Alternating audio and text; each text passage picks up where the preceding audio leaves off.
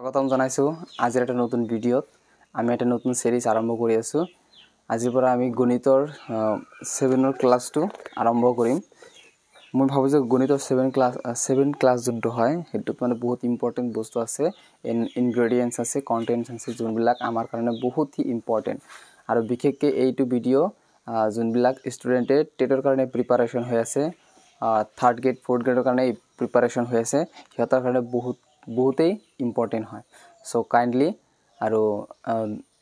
ভিডিওটো প্ৰথমৰ পৰা শেষলৈকে চাব যাতে আপোনালোকৰে ভাল হয় ভিডিওৰ পৰা কিছু হলেও উপকৃত হ'ব সো আশা ৰাখিছো আপোনালোকে ভিডিওটো থাকিব সো আমি পলম নকৰাকে ভিডিওটো আৰম্ভ কৰো প্ৰথমতে আমি সংখ্যাৰ বিষয়ে আলোচনা কৰিম যোনটো সংখ্যা কি অখণ্ড সংখ্যা বহুত ধৰণৰ আছে যোনটো কি হয় আমি অলৰেডি শিকিছো কিছুমান শিকাইছো অলৰেডি এনেও আমি শিকাইছো সো আমি এতিয়া প্ৰথমৰ পৰা একেবাৰে ফাৰ্স্ট টু লাষ্ট 0 পৰা হিৰো লৈকে পঢ়াই থাকিম ঠিক আছে সো আগৰ শ্ৰেণীত আমি স্বাভাৱিক সংখ্যাৰ পূৰ্ণ সংখ্যাৰ বিষয়ে শিকি আহিছো স্বাভাৱিক সংখ্যা মনত আছে না স্বাভাৱিক সংখ্যা কাক কয় স্বাভাৱিক সংখ্যা আছিল আমাৰ 1 2 3 এবিলাক আমাৰ কি স্বাভাৱিক সংখ্যা মানে ন্যাচারাল নাম্বার ঠিক আছে তার পিছে আমি শিকিছিলো যে পূর্ণ সংখ্যা মানে কি হোল নাম্বার ঠিক আছে এটো হোল নাম্বার বুলি কোৱা হয় হোল নাম্বাৰ কি আছে 0 পৰা ন এনেকে এটসেট্ৰা যিমান আছে হিমান আছে ঠিক আছে তাৰ পিছে আছে ষষ্ঠ শ্ৰেণীত অখণ্ড সংখ্যাৰ বিষয়ে কিছু কথা আলোচনা কৰা হৈছে অখণ্ড সংখ্যাৰ কথা আলোচনা কৰা হৈছে কিছুমান যোনটো আমি অলৰেডি পঢ়িম এতিয়া যোনটো কি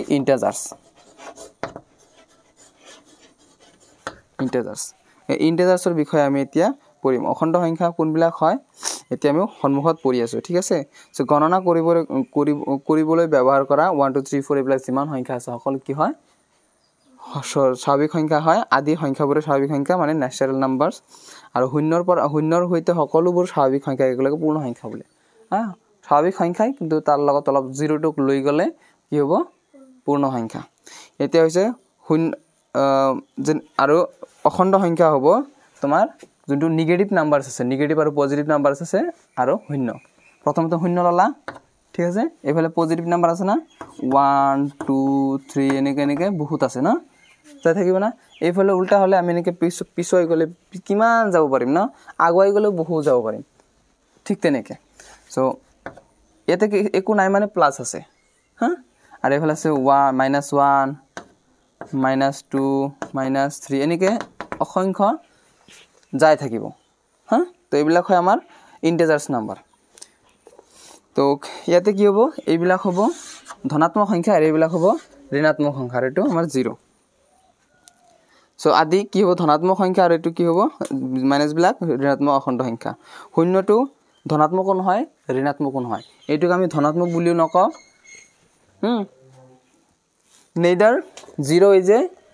negative nor a positive মানে শূন্যটো নেগেটিভ নহয় পজিটিভ নহয়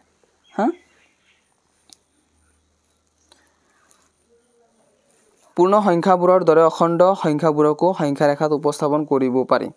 পূৰ্ণ সংখ্যা আমি সংখ্যা ৰেখাত উপস্থাপন কৰিব পাৰো পূৰ্ণ সংখ্যা বুজিছা পূৰ্ণ সংখ্যা কি হ'ব ডাইৰেক্ট সংখ্যা ৰেখা যদি এনেকে বনাও না এইবিলাক আমি এটো যদি 0 দিও তো 1 2 3 4 এনেকে আমি এনেকে যাব পাৰো বুজিছা এনেকে যিমান হয় এটো আমি সংখ্যা ৰেখাত বহাব পাৰো সংখ্যা ৰেখা যেতিয়া মই অখণ্ড সংখ্যাৰ কাৰণে আমি সংখ্যা ৰেখা উপস্থাপন কৰিম তেতিয়া বুজি লবা একেলগে হৈ যাব আৰু সংখ্যা ৰেখাত মাজত শূন্য থাকে শূন্যৰ খুফালে সমান সমান দূৰত্বত 1 2 3 বিলাক ধনাত্মক থাকিব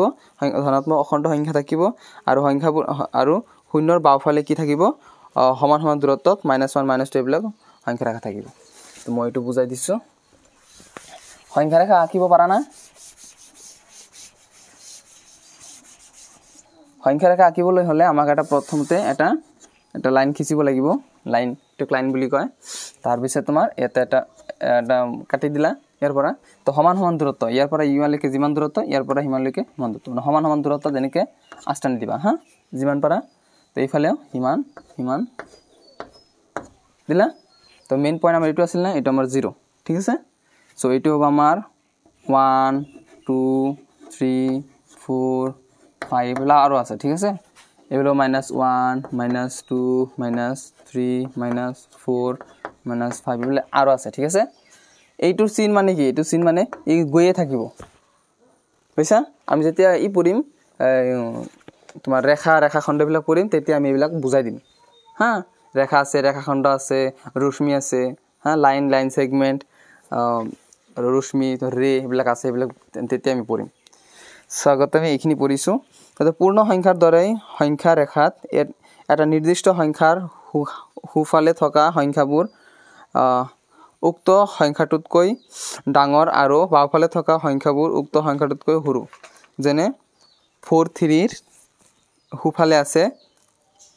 4 3 ৰ হুফালে আছে 4 কাৰ হুফালে আছে 3 ৰ হুফালে আছে 3 ৰ হুফালে আছে না হা তাৰ মানে কি এইটো ডাঙৰ না এনেকে মানে এইটো কি হয় সৰু না তো এইটো হ'ব 3 লেস দেন হ'ব লেস দেন 4 4 তকৈ লেস দেন বুজিছা আৰু এইটোক আমি কি বুলি কম লেস দেন বুলি কম বুজিছা আর এইটো গ্রেটার দেন বুলি কম কিয় কম কারণ ইয়াতে আমার সাপোজ ইয়াতে 4 আছে 4 টু গ্রেটার হয় না 4 ইজ গ্রেটার বুঝছা দেন এইটো 3 কে এইটো বুঝছা গ্রেটার মানে কি ডাঙৰ 4 ইজ গ্ৰেটাৰ মানে 4 ইজ ডাঙৰ পাইছা বুজি হ্যাঁ 4 ইজ ডাঙৰ হ্যাঁ 4 হয় ডাঙৰ কাটকে 3 কে ঠিক আছে সেই কাৰণে 4 ইজ গ্ৰেটাৰ দেন 3 বহুত লৰা ছোৱালী এইটো প্ৰবলেম কৰে এইটো গ্রেটার দেন হ'ব না এইটো গ্রেটার দেন হ'ব লেস দেন কোনটো গ্রেটার দেন কোনটো হেইটো মানে কনফিউজনত পৰি যায় পাজলত পৰি যায় এখিনি মনত ৰাখিবা ঠিক আছে তাৰ পিছত আকৌ 2 আৰু 2 3 ৰ বাওফালে আছে 2 কাৰ বাওফালে আছে 2 3 ৰ বাওফালে এই বাওফালে মানে এইফালে আছে পাইছা এইটো হ'ব তোমাৰ এইটো লেস দেন হ'ব সো এনেকুৱা -2 -3 ৰ হুফালে আছে -2 ক'ত আছে -3 ৰ হুফালে আছে -2 -3 ৰ হুফালে আছে তাৰ মানে এইটো ডাঙৰ কৈছিলো না যে মাইনাস বিলাক কি হ'ব সৰু বিলাক ডাঙৰ হয় হা ই মানে কম টকা ই কৰিছে বাকি কৰিছে আৰু এইটো বহুত টকা বাকি কৰিছে না সো ইয়াক দুইজনক যদি মই 3 টাকা দি দিও দেউতাকে যদি দুজনকে দো ভাইটিক যদি 3 কৰি দিয়ে তাহলে ই বাকি দি কিনে ইয়াৰ ওচৰত 1 টাকা থাকিব প্লাসত থাকিল না কিন্তু ইয়াৰ 1 টাকা না থাকিলে ই জিৰো হৈ যাব তাৰ মানে ডাঙৰ কোনটো হল অলৰেডি ই হল না বন্ধ কৰি দিয়া হংকলা হা তাৰ পিছে হল -4 -3 ৰ হুফালে আছে গতিকে -4 -3 ৰ হুফালে আছে -4 কাৰ হুফালে আছে -3 ৰ হুফালে আছে সৰু ডাঙৰ কোনটো হ'ব আৰু সৰু কোনটো হ'ব ডাঙৰ কোনটো হ'ব এটো কোৱা 4 ডাঙৰ নহয় 3 ডাঙৰ হ'ব মই কি কলো যোনটো সৰু হয় হেবিলাকে ডাঙৰ হয় মাইনাসৰ ঠাই উল্টাটো মনত কৰিবা থাকিব না মনত তো হেইদৰে এই গটেকেটা আমি কেনেকে সজাব পাৰিছো কেটা আছে এটা দুটা তিনিটা চাৰিটা পাঁচটা হা এই পাঁচটা আমি চাৰিটা আছে না 4 3 2 3 4 3 উপরটো নাই হ্যাঁ 4 3 2 3 আছে -2 -3 আছে -3 তো এইকেইটা আমি সজাব লাগে হ্যাঁ কেনেকৈ সজাম প্ৰথমতে দিও আমি যিকোনো এটা দিও আমি 4 লিখিলো আমি 4 কোনফালে হ'ব এইফালে ডাঙৰ হ'ব না সৰু কিমান হ'ব 3 আছে 3 পাইছো 3 তকৈ সৰু কি আছে 2 আছে না 2 তকৈ সৰু কি আছে 2 তকৈ সৰু কোনটো হ'ব 2 তকৈ সৰু এইটো হ'ব 2 তকৈ সৰু এইটো হ'ব না এইটোতকৈ সৰু আকৌ 3 না -3 -3 তকৈ সৰু এইটো না এইটো আছে না -4 তকৈ -3 ডাঙৰ -3 তকৈ -2 ডাঙৰ -2 তকৈ 2 ডাঙৰ 2 তকৈ 3 3 তকৈ 4 ডাঙৰ পাইছা সজাব পাৰিছে না বুজিব পাৰিছে না ঠিক আছে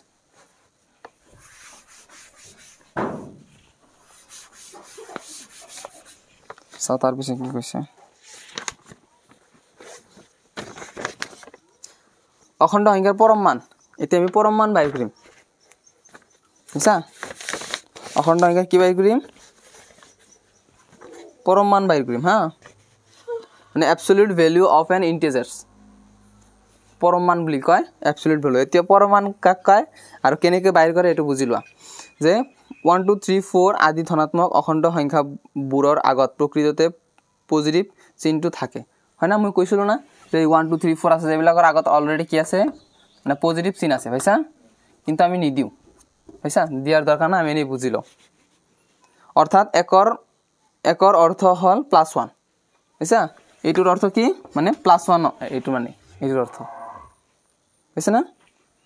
সেইদৰে 2 ৰ অৰ্থ কি হ'ব 2 ও +2 বুজাব 3 ও +3 বুজাব ধনাত্মক অখণ্ড সংখ্যাবোৰ পজিটিভ চিহ্নটো নিদিয়াকৈ লিখা হয় যোনবিলাক ধনাত্মক সংখ্যা আছে 1 2 3 4 এইবিলাক আমি পজিটিভ চিহ্ন দিব নালাগে এনেই আমি লিখো কিন্তু অৰ্থ হেতুৱে বুজায় পজিটিভ আছে বুলি বুজায় তো ধনাত্মক ঋণাত্মক অখণ্ড সংখ্যাবোৰৰ ক্ষেত্ৰত সংখ্যাটোৰ সাংখ্যিক মানৰ আগত মাইনাস চিহ্নটো দি ঋণাত্মক সংখ্যাটো বুজোৱা হয় আৰু মাইনাস যোনবিলাক আছে মাইনাসৰ আগত আমি -1 -2 এইবিলাকৰ মানে ঋণাত্মক অখণ্ড সংখ্যা এইবিলাক তো ঋণাত্মক অখণ্ড সংখ্যাৰ আগত আমি মাইনাস চিহ্নটো দিও বুজিছা ধনাত্মক অখণ্ড সংখ্যাৰ আগত আমি নিদিও কিন্তু ঋণাত্মক অখণ্ড সংখ্যাৰ আগত আমি দিও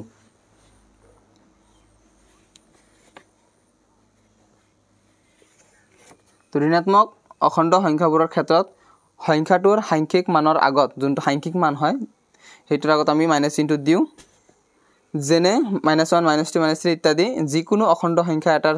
চিহ্নটোক বাদ দি তাৰ সাংখ্যিক মানটোক সংখ্যাটোৰ পৰম মান বোলে আৰু পৰম মানটো কাক কয় যিকোনো অখণ্ড সংখ্যা এটাৰ চিহ্নটোক বাদ দি তুমি যিকোনো এটা সংখ্যা লিখিছা হা সাপোজ 5 লিখিছা তো 5 6 ৰ 5 ৰ আগত কিবা চিহ্ন আছে নেকি মাইনাস আছে না প্লাস আছে পাইছা এইবিলাক চাই কেনে হেবিলাক মানে বাদ দিব লাগে টোটালি বাদ দিলে হেতু কি হ'ব পৰম মান হ'ব পৰম মান লিখিলে এনেকে লিখিব লাগে ঠিক আছে এটো ইফালে হ'ব এটোৰ পৰম মান 5 যি থাকক প্লাস থাকক মাইনাস থাকক যোনটো নাম্বাৰ আছে হেতুৱে পৰম মান পাৰিবা না সহজ না যে যিকোনো অখণ্ড সংখ্যা এটাৰ চিহ্নটোক বাদ দি তাৰ সাংখ্যিক মানটোক পৰম মান বোলে যিকোনো অখণ্ড সংখ্যাই হওক তাৰ যোনটো কিন্তু অখণ্ড সংখ্যা হ'ব লাগিব হা অখণ্ড সংখ্যা সাংখ্যিক মান কি আছে চিহ্নবিলাক বাদ দি চিহ্নটো বাদ দি যোনটো সাংখ্যিক মান হ'ব সংখ্যা মান যোনটো সেই সাংখ্যিক মানটোকে পৰম মান বুলি কয় হৈছে পৰম মান বাহিৰ কৰিব পাৰিব এতিয়া গতিকে একৰ পৰিমাণ কি একৰ পৰম মান কি হ'ব একৰ পৰম মান কিমান হ'ব 1 হ'ব গুড 1 হ'ব 2 ৰ পৰম মান 3 ৰ পৰম মান 3 আকৌ -1 ৰ পৰম মান -1 ৰ পৰম মান কিমান হ'ব -1 কি হ'ব 1 হ'ব মই কি কৈছো -3 ৰ পৰম মান 3 গতিকে আৰু আমি কেনেকৈ বাহিৰ কৰিম সাপোজ 4 ৰ পৰম মান বাহিৰ কৰিব লাগে 4 এনেকে দিব লাগে দুইফালে হা দি কেনে এটো পৰম মান বুলি কয় সমান সমান এইটো 4 বুজিছা যে হক -12 আছে পৰম মান কিমান হ'ব এনেকে দুইফালে দিবা হা দিয়াৰ পিছত পৰম মান কি হ'ব 12 পাইছা বুজি পৰম মান একেবাৰে সহজ না গুড যিকোনো সংখ্যাৰ পৰম মান সদায় অঋণাত্মক মানে ধনাত্মক হৈছে অঋণাত্মক মানে ঋণাত্মক নহয় ধনাত্মক নেগেটিভ নহয় এটা সংখ্যাৰ পৰম মানে সংখ্যা ৰেখাত মূলবিন্দু 0 ৰ পৰা সংখ্যাটোলৈ দূৰত্ব বুজায় এটা সংখ্যাৰ পৰম মানে সংখ্যা ৰেখাত মূলবিন্দু 0 ৰ পৰা সংখ্যা ৰেখালৈ দূৰত্ব বুজায় অখণ্ড সংখ্যাৰ পৰম মানৰ সংজ্ঞা তলত উল্লেখ কৰা ধৰণে দিয়া হয় অখণ্ড সংখ্যাৰ পৰম মানৰ সংখ্যা এতিয়া অখণ্ড সংখ্যা যোনটো আমি পঢ়ি আছো অখণ্ড সংখ্যা মাইনাস বিলাক প্লাস সংখ্যা বিলাক আৰু শূন্য এইকেইটাক লৈ যোনটো অখণ্ড সংখ্যা হয় এই অখণ্ড সংখ্যাৰ পৰম মান কেনেকৈ সংখ্যা ডেফিনিশনটো দিছে যে x যিকোনো এটা অখণ্ড সংখ্যা হলে এটো যদি এটো হয় তেনেহলে এটো বুজি লোৱা কি কৈছে হা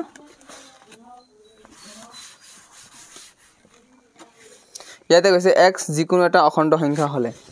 x কি হৈছে যিকোনো এটা অখণ্ড সংখ্যা হা যিকোনো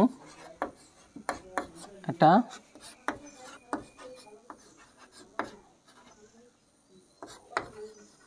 অখণ্ড সংখ্যা খ খ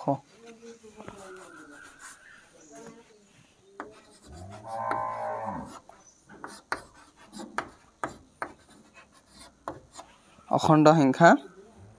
হলে অখণ্ড সংখ্যা হলে x এর পরম মান কেনেকৈ পাম এটা সাপোজ এটা পরম মান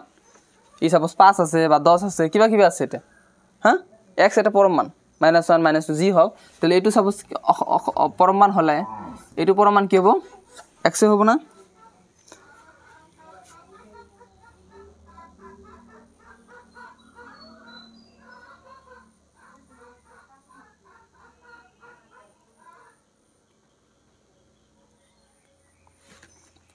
আৰু এটো কি হ'ব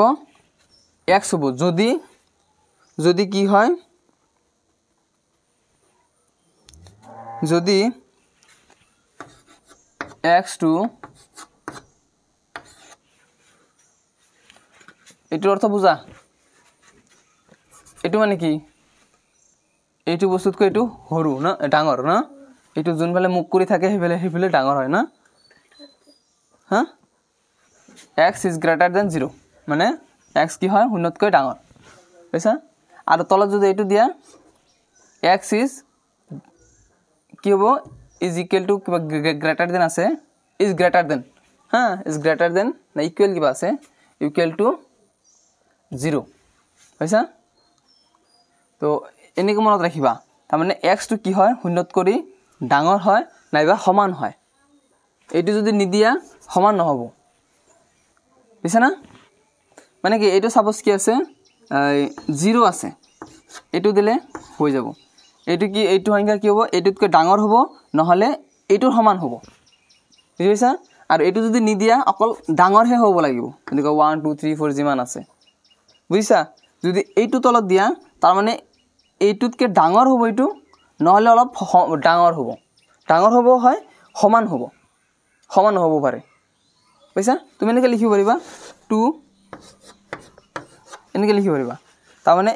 এই সংখ্যাটো এটোতকৈ ডাঙৰ আছে নাইবা সমান আছে কিন্তু হৰু নাই বুজিছা কিন্তু এইটো নিদিলে তেনেহলে ভাবিবা যে এইটো ডাঙৰ হ'ব লাগিব তেনেহলে এতে 3 লিখিব লাগিব 4 লিখিব লাগিব ডাঙৰ সদায় ডাঙৰ হ'ব লাগিব কিন্তু যদি এইটো দিয়া তলত তেনেহলে এইটো সমান বুজাব সমান থাকিব পাৰে তুমি 5 দিব পাৰা 5 থাকিব পাৰে কোনো কথা নাই বুজিছা কিন্তু সমান হ'ব পাৰে হেতু বুজাইছে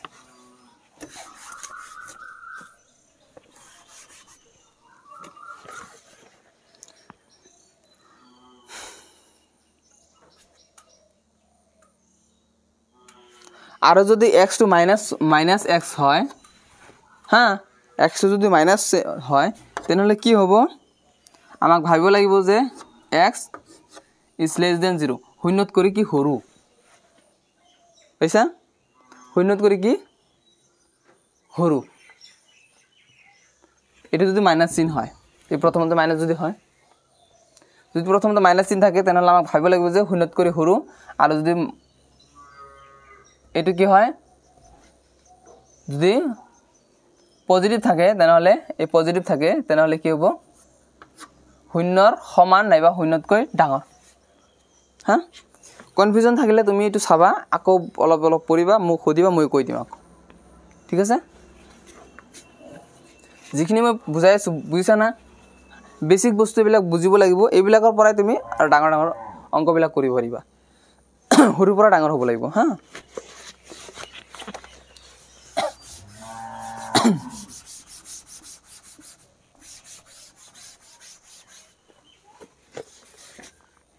মই এইটো মুছি দিওঁ এইটো নালাগে এতিয়া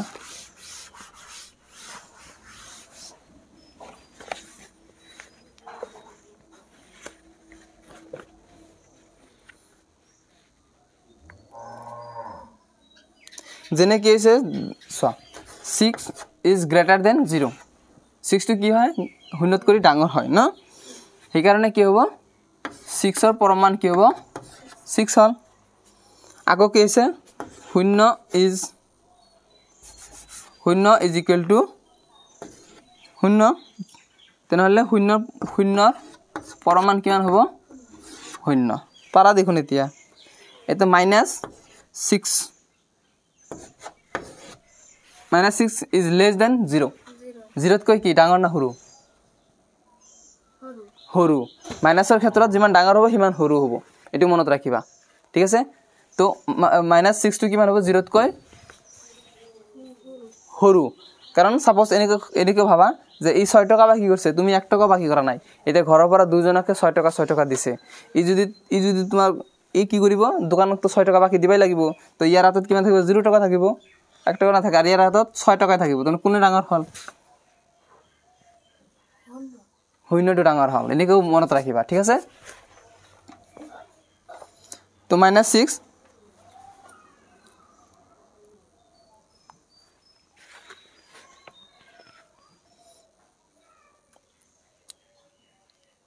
এতিয়া -6 ৰ পৰমান কিমান হ'ব মানে -6 আমি পূৰণ কৰি দিও -6 ৰ পৰমান কিমান হয় -6 এ হয় ভাইছা -6 ৰ পৰমান -6 হয় কিন্তু আমি কি কৰো এটা -6 দি সদায় পূৰণ কৰিব লাগে বুঝছা মাইনাস থাকিলে -6 দি পূৰণ হ'ব প্লাস থাকিলে তো পূৰণ কৰিব না লাগে এটো হল নিয়ম সো মাইনাস এ পূৰণ কৰিলে কি হয় জানা এটো মনত ৰাখিবা মাইনাস পূৰণ মাইনাস কি হ'ব মাইনাস এ পূৰণ কৰিলে প্লাস হৈ যাব বুঝছা মাইনাস আৰ মাইনাস যদি পূৰণ কৰো আমি প্লাস হৈ যাব যিকোনো এটা মাইনাস থাকিলে হ্যাঁ এটা যদি প্লাস হয় যিকোনো এটা মাইনাস আছে না এটো বাই টু হ্যাঁ তেনেহলে কি হ'ব মাইনাস থাকিব বা এইফালে যদি প্লাস আছে এইফালে যদি মাইনাস আছে তেতিয়া মাইনাস হ'ব কাৰণ যিকোনো এটা মাইনাস থাকিলে হল মাইনাস হ'ব বুঝছা মাইনাস দুইটা একেলগে কৰিলে প্লাস হৈ যাব হ্যাঁ আৰু প্লাস প্লাস তো প্লাসই থাকিব না মাইনাস প্লাস হোক বা প্লাস মাইনাস হোক দুটার এটা যদি মাইনাস থাকে না মাইনাস রেজাল্টটো কি হ'ব মাইনাস হ'ব এইটো দুটার এটা মাইনাস আছে তো মাইনাসই হ'ব আর মাইনাস মাইনাসে প্লাস হ'ব আর প্লাস প্লাস তো প্লাসই থাকে থাকিব মনত লিখিব লব না লাগে তুমি বুজি লোৱা মাইনাস মাইনাসে কি হয় এই যে হৈ গৈছে প্লাস মাইনাসে কি হ'ব মাইনাস মাইনাস প্লাসে কি হ'ব মাইনাস আর প্লাস প্লাসে তেনেহলে হয়ে গৈছে তোমার ইমান মনত থাকে আকৌ এবিলাক লিখি লব লাগিব না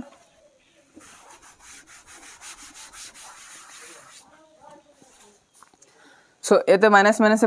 এটো পূরণ হৈ আছে হ্যাঁ সো মাইনাস মাইনাসে কি হ'ব প্লাস প্লাস তো লিখার দরকার নাই আমি ডাইরেক্টলি 6 লিখো না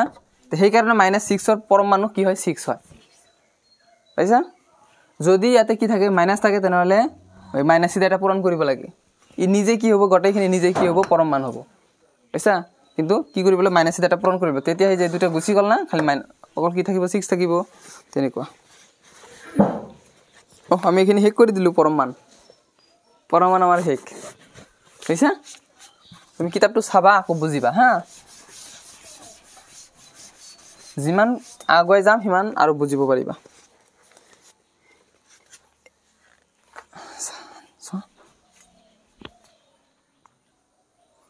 এইখিনিতে আজিৰ ক্লাসটো আমি হেক কৰিছো তো ইমান বেসিক কথা আজি শিকাইছো একেবাৰে বেসিক কথা সো এইবিলাক অলপ ইম্পৰ্টেন্ট হয়